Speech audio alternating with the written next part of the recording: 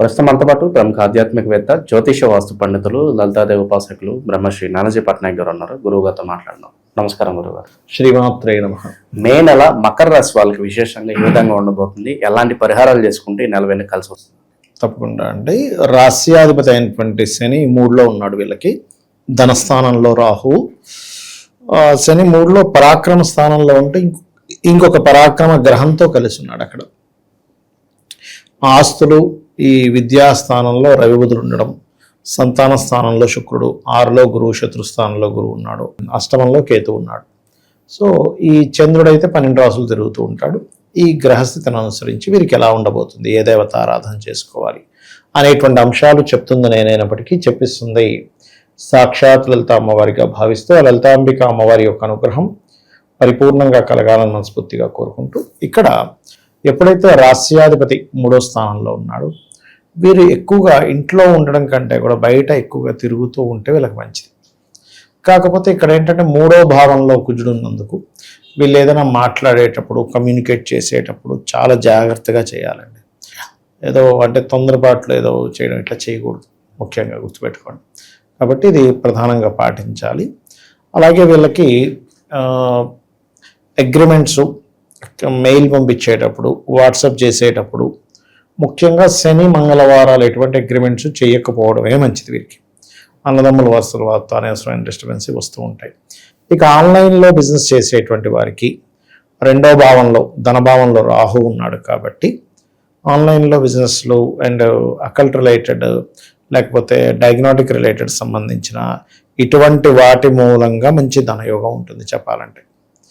ఇక గవర్నమెంట్ సంబంధించిన కొంతమంది శిక్షణ పొందుతూ ఉంటారు, ప్రభుత్వ సంబంధించిన శిక్షణలు అటువంటివి, లేకపోతే మెడికల్ రంగాల్లో ఉండేటువంటి వారికి అండ్ మనకి అడ్వర్టైజ్మెంట్స్, ట్రేడింగ్ ఇట్లాంటివి ఏమైనా శిక్షణలు పొందడానికి, అలాంటి కోర్సెస్ చేయడానికి చాలా అనుకూలంగా ఉంది చెప్పాలంటే.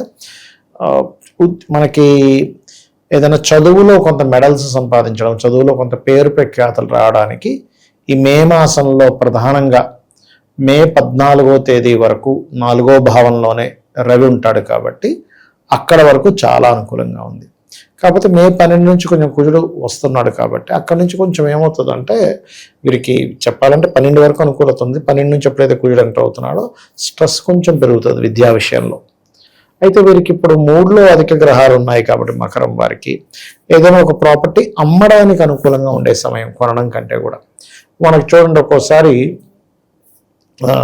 కొన్ని స్థలాలు కానీ గృహాలు కానీ అమ్మేస్తే కానీ నాకు ఈ ప్రాబ్లం క్లియర్ అవ్వదు, లేకపోతే ఇంకోటి తీసుకుందాం అనుకుంటూ ఉంటారు. అది అమ్మడానికి కూడా మనకి యోగం రావాలి ఎప్పుడు కూడా, కొనడానికి మాత్రమే కాదు. సో ఎప్పుడైతే వీళ్ళు అమ్మడానికి ఈ ప్రయత్నాలు చేస్తుంటారో ఖచ్చితంగా ఇక్కడ వీళ్ళకి అనుకూలత అనేటువంటిది ఏర్పడుతుంది చెప్పాలంటే. అండ్ ఈ మాసంలో కొంత అమ్మకాలు కొనడాలు 2 కూడా జరుగుతాయి. సంతానం కోసం చేసే ప్రయత్నం జరుగుతుంది, ప్రయత్నం ఫలిస్తుంది ముఖ్యంగా. అలాగే సంతానాన్ని విదేశాలకు పంపించాలనే ప్రయత్నం కూడా ఫలిస్తుంది. సినిమా ఫీల్డ్ వాళ్ళకి, కళా రంగాల్లో ఉండేటువంటి వారికి, ఫ్యాషన్ రంగాల్లో ఉండేటువంటి వారికి ఏదైనా అందానికి సంబంధించిన ఉంటాయి, అది పెర్ఫ్యూమ్స్ అనుకోండి, లేకపోతే బ్యూటీ పార్లర్స్ అనుకోండి, సినిమా ఫీల్డ్ అనుకోండి, వీటికి సంబంధించిన ఫీల్డ్స్లో ఉండేటువంటి వారికి ఫైనాన్షియల్గా చాలా బాగుంటుంది. అలాగే ఆ థాట్స్ కూడా బాగా రావడం, ఒక డైరెక్టర్కి ఇంకా మంచి థాట్స్ రావడం, ఎందుకంటే పంచమంలో పంచమాధిపతి శుక్రుడు క్రియేటివ్ కారకుడు ఉన్నాడు కదా, కాబట్టి ఆ విషయంలో బాగుంటుంది. కాకపోతే వీళ్ళకి ఏంటంటే గురువు 6లో ఉన్నందుకు ఎట్టి పరిస్థితుల్లో కూడా గురువులతో అనవసరమైనటువంటి గొడవలు పెట్టుకోకూడదు.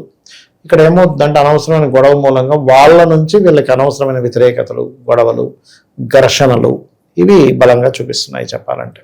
అది స్కామ్స్లో కానీ ఆన్లైన్ బెట్టింగ్లో కానీ డబ్బులు పోగొట్టుకునే అవకాశాలు కనిపిస్తున్నాయి అంటారు. ఆన్లైన్ బెట్టింగ్స్లో కాదు కానీ ఏదైనా మధ్యవర్తిత్వంగా వెళ్ళడం ద్వారా మనం హామీగా వెళ్తుంటాం ఒక్కోసారి, అటువంటివి కొంచెం చూపిస్తున్నాయి. ఉద్యోగ విషయాల్లో వీళ్ళు దూరంగా వెళ్తేనే చాలా మంచిది చెప్పాలంటే. ఎందుకంటే దశమాధిపతి అయినటువంటి శుక్రుడు 6లోకి వెళ్తున్నాడు, దిస్వభావ రాశుల్లోకి వెళ్తున్నాడు.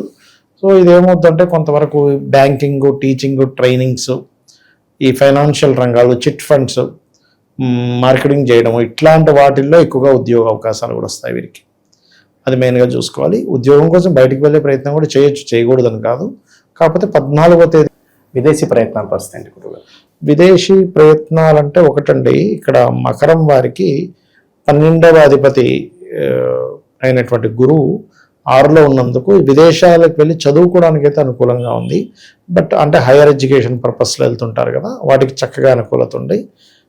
బట్ ఈ అక్కడికి వెళ్ళి ఏదో స్థిరపడదాం అనుకునేటువంటి వారికి మాత్రం ఇప్పుడు కొంచెం తక్కువ అనుకూలంగా ఉంది, ఎక్కువ బలం అయితే లేదు, అది చూసుకోవాలి.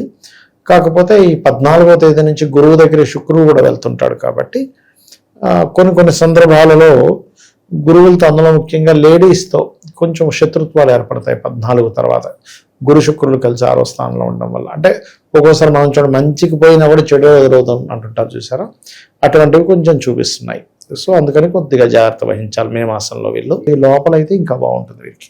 ఇక్కడ ఏంటంటేనండి, ఇప్పుడు ఉండేటువంటి గోచారం, దేశ గోచారం అనుకోండి, మీనంలో శని ఉన్నాడు కదా, ఇది ద్వాదశ రాశుల వారికి అందరికీ కూడా వర్తిస్తుంది. ఎందుకంటే శని ఎప్పుడైతే నీచ స్థానం వైపు ప్రయాణం చేస్తున్నాడో, అది కాకుండా కుజుడితో కలిసి ఉండి ఇలా ఉన్నప్పుడు ఏంటంటే ప్రతి ఒక్కరూ కూడా కొన్ని నియమాలు పాటించాలి.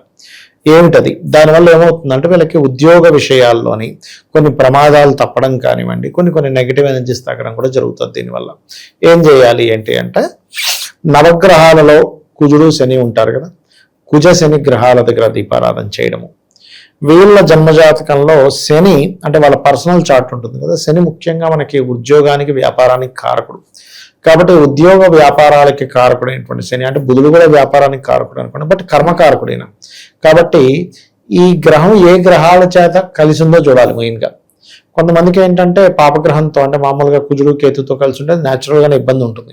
కానీ అలా కాకుండా ఒక్కోసారి నీచపడ్డ గ్రహంతో ఉంటాయి, నీచపడ్డ బుధుడితో, నీచపడ్డ చంద్రుడితో, నీచపడ్డ గురువుతో, ఏ గ్రహంతో కలిసిందో ఆ గ్రహాన్ని కూడా చేసుకుంటూ ఉన్నట్లయితే వీళ్ళకి బాగుంటుంది. అయితే ఎవరికైనా ఉద్యోగంలో ఎదుగుదల లేదు అన్నప్పుడు ఓం మాణిక్య మకుటాకార జానుద్వయ విరాజితాయే నమః.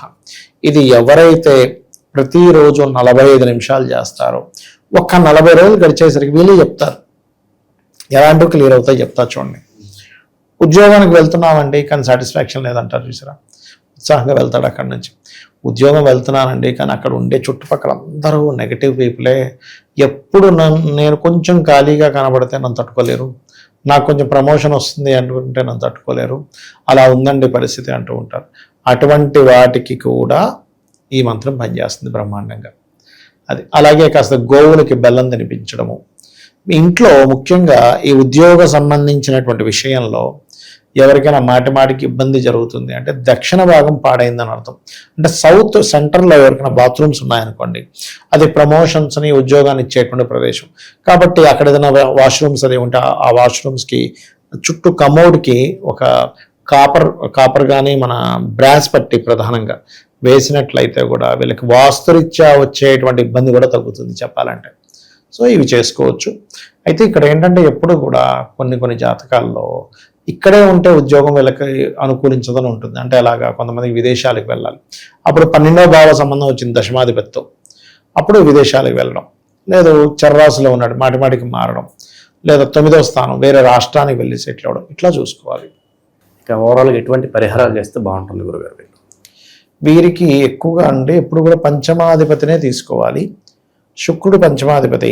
సో వీళ్ళు ఈ సమయంలో ఏదైనా అమ్మవారికి సంబంధించింది ఏదైతే అనుకుని ఉంటారో, అంటే ఒక ఉపాసన కానివ్వండి, ఒక దీక్ష లాంటిది కానివ్వండి, అన్ని విషయాలకి పరిహారంగా పనిచేస్తుంది. అలాగే 3లో ఉండేటువంటి గ్రహాలను కూడా మనం తీసుకుంటాం. ఎందుకంటే 3లో ఉండే గ్రహాలే పంచమాధిపతిని చూస్తున్నాయి కాబట్టి వీటిని కూడా కంట్రోల్ చేయాలి. కాబట్టి నవగ్రహాల్లో పర్టికులర్గా శని కుజ గ్రహాల దగ్గర దీపారాధన చేయడము, మరియు అదేవిధంగా గమనించుకున్నట్లయితే గోవులకి క్యారెట్స్ బెల్లము తినిపించడము, ఇవి చేసినట్లయితే ఇంకా బాగుంటుంది. ఓవరాల్గా ఈ రాశి వాళ్ళకి ఈ నెల ఏ విధంగా ఉండబోతుందో మంచి విశ్లేషణ అందించారు. ధన్యవాదాలు. శ్రీమాత్రే నమః.